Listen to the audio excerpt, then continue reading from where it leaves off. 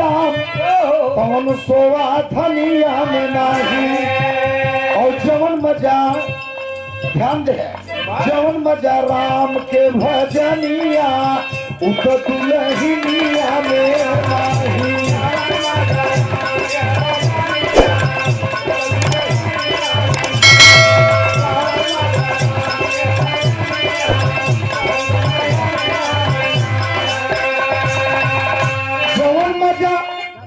राम के भजनिया राम उत दुल्हनिया में नहीं। और जवन मजा पिया ही गुजरिया उत हीरोइनिया में नहीं।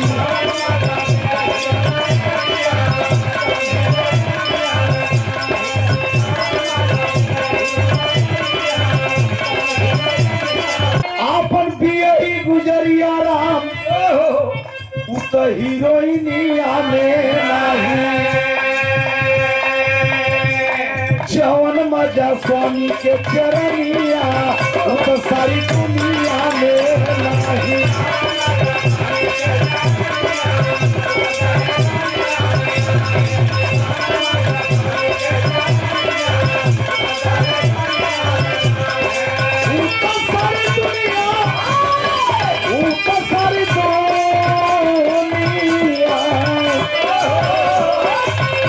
सारी दुनिया में जौन मजा पंधारी के दुनिया उठोल हरम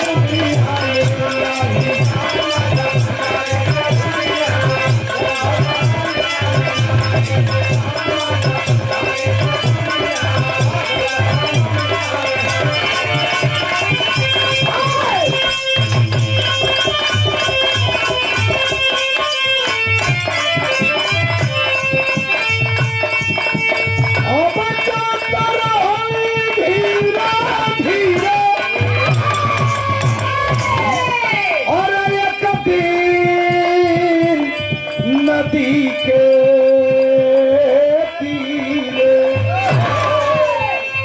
अपने आखिर देखली अरे सुधारा सारिया आगिया में जा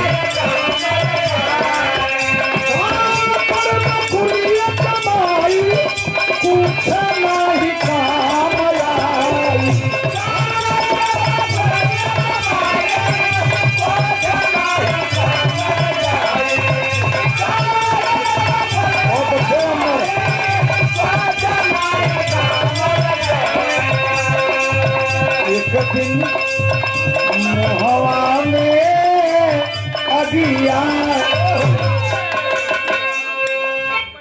समझे के बाद बिरहाया हे राम नारायण समझे के बाद एक दिन मुहवा में अगिया मुर्दा के काही यार मुहवे में आगी लगाओ घोड़े के नहीं लगाते पीठी के नहीं लगाते कपारे उपारे में न लगई जब लगई तो खाली 5 फेरा घूम के। सब जानता श्री राम नाम सत्य है, राम का नाम असत्य नहीं है, कृष्ण का नाम सत्य है असत्य नहीं है। राम कृष्ण विष्णु तीनों देवता एक है। सतयुग में विष्णु रहे, द्वापर त्रेता में राम भय, वही लक्ष्मी सीता बनी, फिर द्वापर में कृष्ण भय, वही सीता से रुक्मिणी में। अवतार भगवान के 2 रूप भगवान का 22 थे सुख सागर से खोजा। लोग कहते हैं 24 अवतार भगवान के बाद लेकिन आज तक कोई कलाकार बताए नहीं हमसे पायस की 24 अवतार बात बा कहाँ बा। राम कृष्ण विष्णु जी 2 अवतार ले हैं, राम और 22 ठे उनका रूप बा। ब्राह रूप, कच्छप रूप, नरसिंह रूप, बमना रूप, ई कुल उनका रूप याद कैले है। सब कलाकार जी यहाँ हो समझे। 22 ठे उनका रूप बा, 2 ठे अवतार बा, 22 और 2 24। और कलाकार समझते नहीं तो हमारे सामने जब बोल देते कि 24 अवतार ये होते हैं उतर की मारत 2 पढ़ा था। पढ़े तो है नहीं जो नहीं आए आग बकी हैं, लेकिन 2 अवतार है कि और राम और कृष्ण खोज ले कुल पुराण रूप उनका 22 ठे है। सज्जनों तो मुहवा में दिया ले जाते हैं तो कहते हैं श्री राम नाम सत्य है। अब मुर्दा के न राम नाम समझता न कुछ समझता तो मूड़ी हिलावत। मुर्दवा टिठिया पर जब लग जाता तो ऐसे ऐसे हिलावत। हम कुछ नहीं सुना कि तोहर ससुर बक्का हम कौन सुनत है कि सत्य बा का सत्य। ये बते जब वो काया में रहा तब तो के कुछ समझौबे नहीं कहे कि श्री राम नाम सत्य है। तब नहीं बताया कि राम का नाम सत्य है भजन करो। और वह समझावत है कब जब ओकर हवा निकल के तब वो टिट्ठी पर मूड़ी हिलावत है। हम एक कब नहीं सुने एकदम अब हम जा रहा है। यह उसका कारण है। इसलिए पहले से भजन को स्वामी रामचरितमानस में लिखे हैं। पार मथे घृत हो तो बरु सिकता से बरु तेल और दिन हरि भजन न भव तरम यह सिद्धांत अपेल। सिकता माने बालू, बालू से तेल न निकले लेकिन बाई चांस निकाल ले। बार माने पानी होता, पानी से घी निकले माल न निकाल ले, लेकिन बिना भगवान के भजन का तरम तार न हो। ये विश्व गुरु स्वामी जी छत्तीसगढ़ में बोलत हैं। कम से कम नहीं बात 35-34 वर्ष के ऊपर हो गया स्वामी जी के लगे उठत बैठत दिराम प्रचार हुआ कि सुदई स्वामी जी का भक्त है। अब है कि नहीं लेकिन लोग कहते हैं। मेरे दोस्त इसलिए बिरहा सुनो, 10 मिनट भजन भाव करो, अवश्य करो। मुहवा में अगिया अरे अपने बेटुआ बेहिया जा रे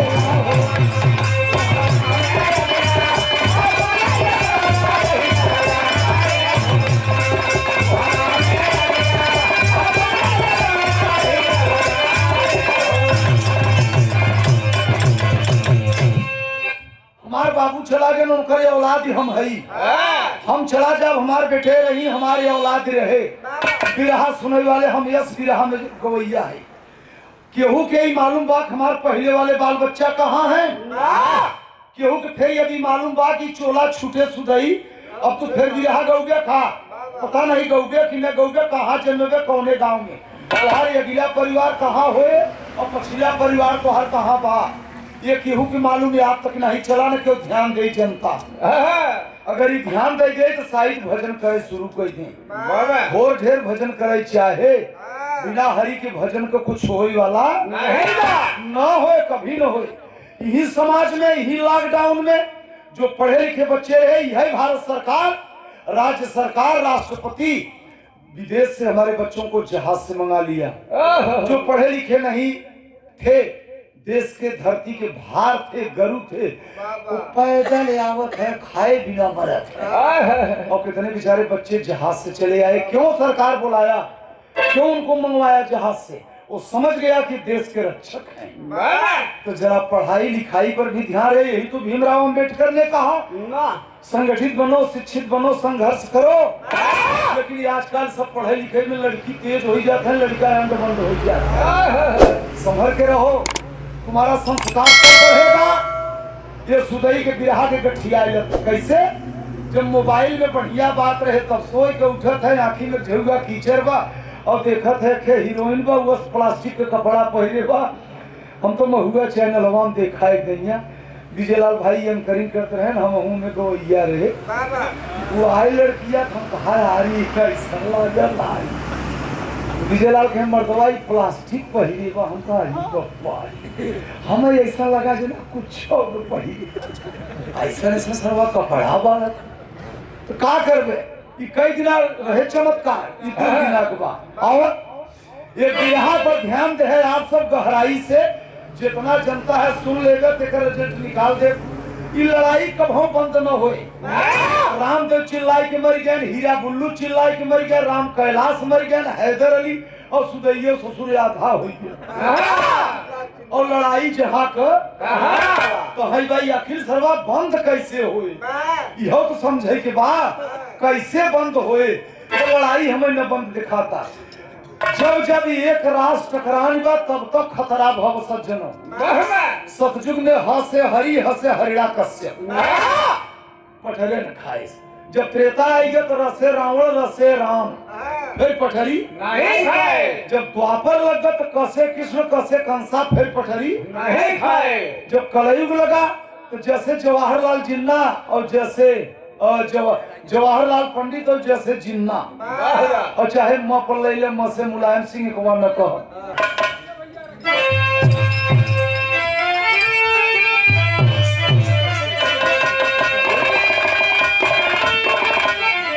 अब सुने ये बिरहा हम कहाँ से गावे जात है और लास्ट में वही आऊ जहाँ पूनम का बिरहा खत्म हुआ हम बिरहिया है। हाँ हम चिंटा के दैया टेढ़ मेढ़ चाली थे। हम सोचे बिली नहीं करी सूर सांप सायर साढ़ संत ये पांचों अंडे बंद काम करत है। सवई पर सूर सांप सायर साढ़ संत ये ऐसा चालत है कि चालियों दे ही तो है पता चले कि कितना ये चाल दे।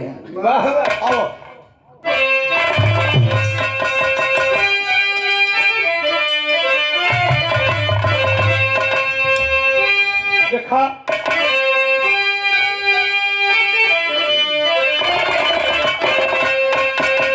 भगवान पर जो ध्यान लगावे, अरे सन्मुख हरि का दर्शन पावे। भक्त के भक्ति से बध जाते हैं भगवान।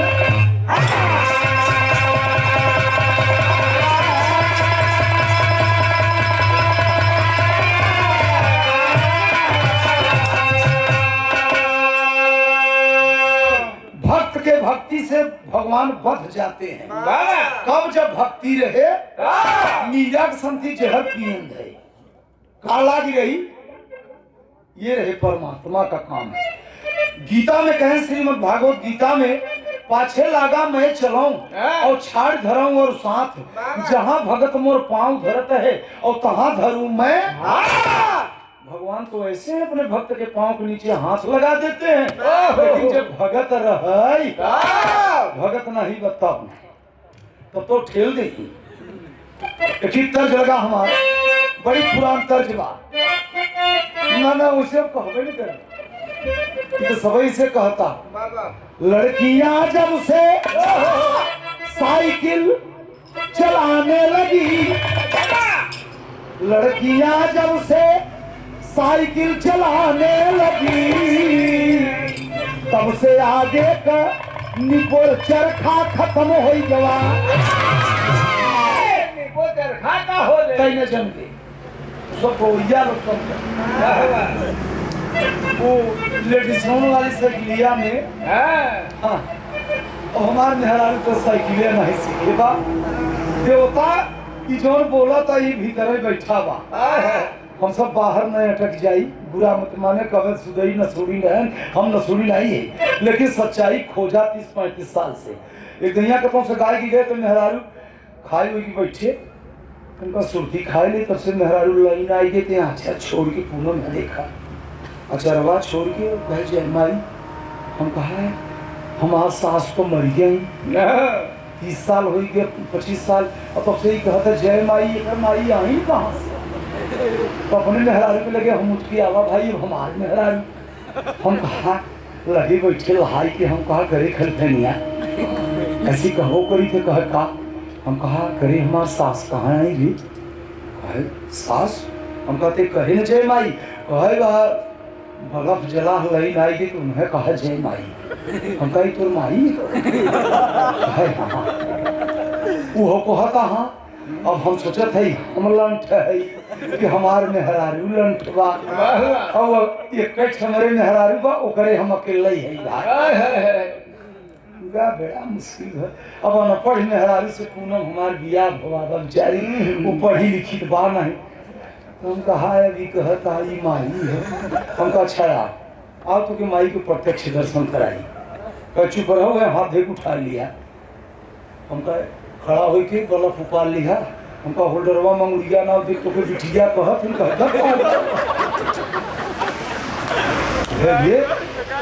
तब कहा था ई माई नहीं आई लाइने हमका देखा समझ में आई गए करे तो लंठाई ऐसा चलत है।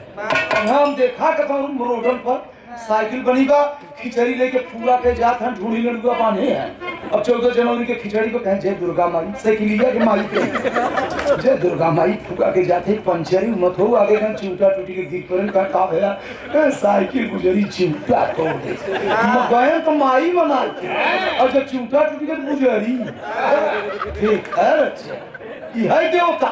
अरे यार इस सुदैया को न मानिए हम नसुड़ी ना हो लेकिन हम सच्चाई खोजी थे। अब विचार कर यही लेखे और बात छिपीगा। अब तू सब बुरा मान जावे कि अभी सुदई ऐसा कहत है ना ना ना ना परमात्मा का निवास हृदय देश में वो बोल रहे हैं जो दिन काया अलग हो जाए वो निकल के बहरे खड़ा हो जाए बोलब बंद कर दे सारी बाजार कभी राजा बोलो मुआ करताल को नीको चरखा सब ये कौन है इसलिए उनकी रहमत है। उनको मैं नमन करता हूँ स्वामी जी का ज्ञान। अब हम ही अंड बंड बोल गई थी हमसे न हो लड़कियां जब से साइकिल चलाने लगी तब से आगे का किर्रा खत्म हो गया। अब यही के गवैया गाँव थे आए मुसाफिर अभी कैसे कर आए मुसाफिर भटकता है क्यों दर्द भाई दोनों आलम का रहवर मदीने में से चढ़ाई जब कहीं नहीं दर्जिया तो हर बाबू पेड़ लगाए रहे नहीं दर्जी का। अरे जो न वही गाँव रहे तू हूँ कि झिलमिल सितारों का और तू हूँ एक चीज गलती गया कहत है आंगन होगा झिलमिल सितारों का आंगन होगा कि आंगन होगा तोहरा गलती पकड़े रहे। हम कहा जाए थे इनके गाँव में भाई हम ढेर न कहो तू कहे है झिलमिल सितारों का आंगन होगा रिमझिम बरसता आवन बाऊ में आंगन आएगा। हाँ आवन सावन बा तो बड़ भाई है बैठाई है अच्छा बढ़िया से। अब यही के चुदावत है कि हम ही के लगवई सुताइले रे अम्मा बेटा राउर दारू पी के करल है वो तो जिया। अब आजकल कुल गोइए नहीं गा तो गुड़ही जलेबिया दी हमान के कथा दे गाई गुड़ही जलेबिया दिखाई पिया मेलावा में आई पंधारी देता हरे बुल्लू बाबू हरे राम जो हरे बहुत पहले उस्ताद हरे गाए हैं पिया परदेस गइले तार लागे मत जा हम गाऊ न खाली बताओ थे का नहीं बा। अब आजकल कहते सात नदिया परवा से निपोरिया रे नाना निपोरिया रे आई के पंधारी दादा बहुत पहले गावत रहे सवना भदवना का ओरवनिया चुई रे अब वैसे चुए मनवा हमार छोटी रे नदी अब सात नदिया परवा कहे मन नरिया झूठा जटतन बिहार का लड़की